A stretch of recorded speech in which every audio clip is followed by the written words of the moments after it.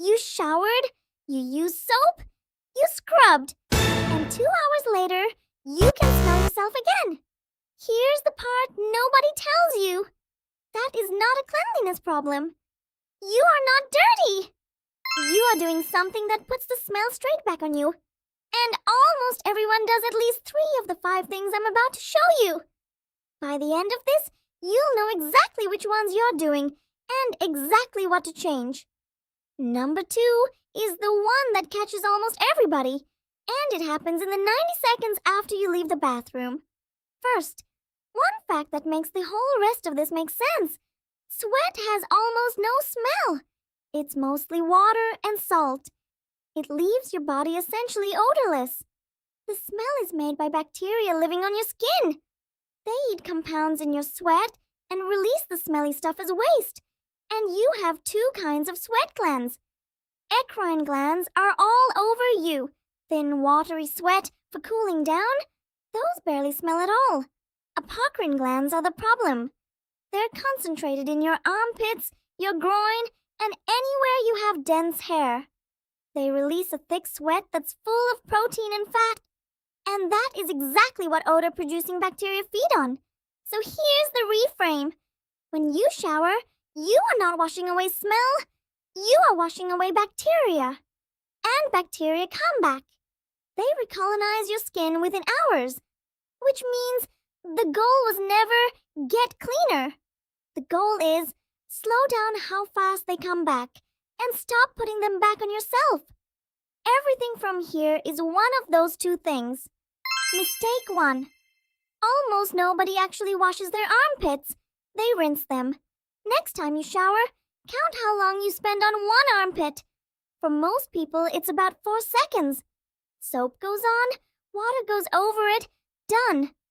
That doesn't work, and here's why. Apocrine sweat is thick and protein-rich, and it sits down in the follicle openings. Soap sliding over the surface doesn't lift it out. You need friction, and you need time for the soap to actually break it down. So, here's the fix, and it's specific. 30 seconds per armpit, not 4. Use a washcloth or a loofah, not your bare hand. You need mechanical friction.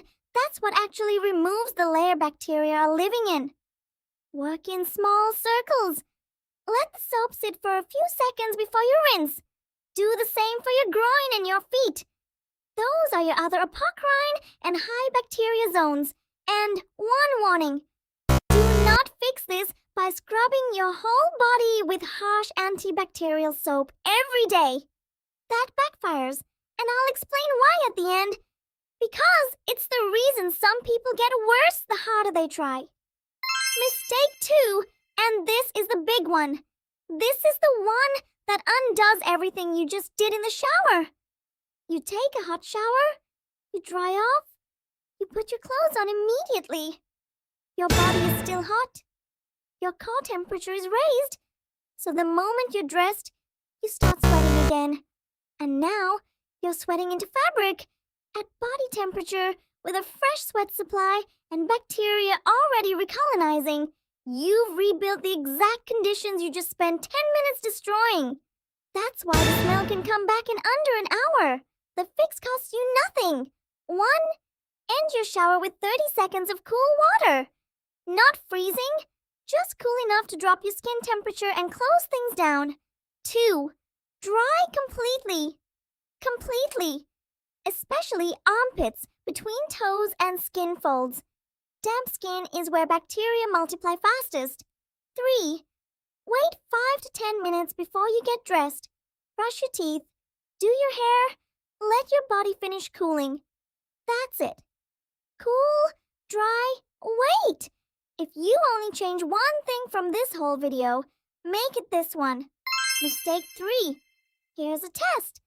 Take a clean shirt out of your cupboard and smell the armpit area. Really smell it. A lot of you are about to find out that your clean shirt already smells. And that changes the whole picture. Because if the smell is in the fabric, you could shower 5 times a day and it would not help. Bacteria and the oily residue they feed on get trapped in fabric fibers. Synthetic fabrics, polyester, nylon, Most gym clothes and cheap t-shirts hold onto them far more stubbornly than cotton does. And when you put that shirt on, your body heat and fresh sweat reactivate everything sitting in there. Here's the fix. 1. Stop washing everything on a cold quick wash. It's the standard setting, and it does not remove oil-based residue. Wash the shirts you sweat in on the hottest setting the care label allows. 2. For shirts that already smell, soak them. Put them in a bucket of hot water with a cup of white vinegar for an hour before washing. Vinegar breaks down the residue and kills the microbes causing the smell. Do this once, and a lot of ruined shirts come back. 3. Get clothes out of the machine immediately and dry them fully. Damp laundry sitting in a drum for 6 hours grows the exact bacteria you're fighting. 4. Wear cotton or linen next to your skin where you can. Synthetics hold smell. 1 rule. A t-shirt you sweat in is a one-wear item. No matter how it looks. Looking clean and being clean are not the same thing. Quick thing, because that's a lot of steps to remember. I've put all of this into a one-page checklist. The shower routine, the timings, the fabric rules, all of it on a single sheet you can screenshot or stick on your bathroom door. It's completely free, no email needed, and the link is in the description and pinned in the comments. Grab it, then come back, because mistake 4 is the one that quietly reverses everything. Mistake 4. You finish your shower perfectly clean, and then you rub yourself with a towel that hasn't been washed in 3 weeks. Think about what a towel actually is. It's a damp piece of fabric hanging in a warm, dark, humid room, loaded with the skin cells and microbes it wiped off your body. That is close to a perfect environment for bacteria to multiply. Microbiologists who've tested this are blunt about it. In one study, fecal bacteria were found on the large majority of towels that had gone 3 days or more without washing. Guidance from cleaning and dermatology bodies generally lands around washing bath towels after roughly 3 uses. 2 fixes? 1. Wash bath towels after about 3 uses. Hand towels more often, every day or 2, because more hands touch them. Face cloths after every single use. 2. And this matters just as much. How the towel dries between uses. A bunched up towel on a hook stays damp for hours and grows bacteria the whole time. Spread it out fully so air reaches all of it. A towel that dries fast stays clean far longer. And if a clean towel smells musty the moment it gets wet, that's bacterial buildup that survived the wash. Soak it in hot water and vinegar, then wash it hot. That resets it. Full frequency breakdown for towels, sheets, and everything else is in my next video. I'll link it at the end. Mistake 5. This one is genuinely counterintuitive and almost nobody knows it. If you use an antiperspirant, the kind that says it stops sweat, not just masks odor, you're probably using it at the worst possible time. Antiperspirants work by forming plugs in your sweat ducts. That takes hours to form properly, and it needs your ducts to be relatively inactive while it happens. When do you put it on? In the morning? Straight after a hot shower, on warm, often slightly damp skin, right before a day of moving around. Your ducts are wide open and active. Most of it gets flushed straight back out before it can do anything. Apply it at night instead, on completely dry skin, before bed. Your sweat glands are at their least active while you sleep, the plugs form properly overnight, and the protection is still there through the next day. It survives your morning shower. 3 rules. Night, completely dry skin, and consistently. It builds up over about a week. 1 clarification because people mix these up. Deodorant targets bacteria and mask smell.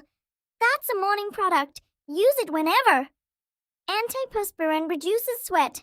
That's the night one. If your product does both, apply at night and you get both benefits. Now the thing I promised at the start. Some people respond to this problem by scrubbing everything every day with the harshest antibacterial soap they can find. And they get worse. Your skin has a mixed community of bacteria, And a lot of them don't cause odor at all. Some species produce far more smell than others. When you strip everything aggressively and repeatedly, you're not just removing the odor-producing bacteria, you're removing their competition too. And the fast recolonizing odor producers often come back denser than before, with nothing holding them in check. So, be thorough on the zones that matter. Armpits, groin, feet. Be gentle everywhere else. Targeted, not aggressive. And one honest limit, because I'm not going to pretend hygiene fixes everything.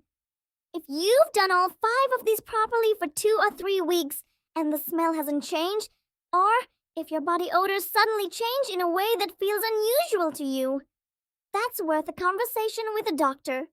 Persistent odor that doesn't respond to hygiene changes can have causes that no shower routine will fix, and that's a normal thing to get checked. It's not a failure on your part. So, all 5. 1. 30 seconds per armpit with friction, not 4 seconds of rinsing. 2. Cool down and dry fully before you get dressed. 3. Your shirt is probably the actual source. Wash hot, soak what smells. 4. Towels after about 3 uses, spread out to dry. 5. Antiperspirant at night on dry skin. The checklist with all of that is free in the description. The video about how often should you actually be washing your towels, your sheets, your jeans is coming next.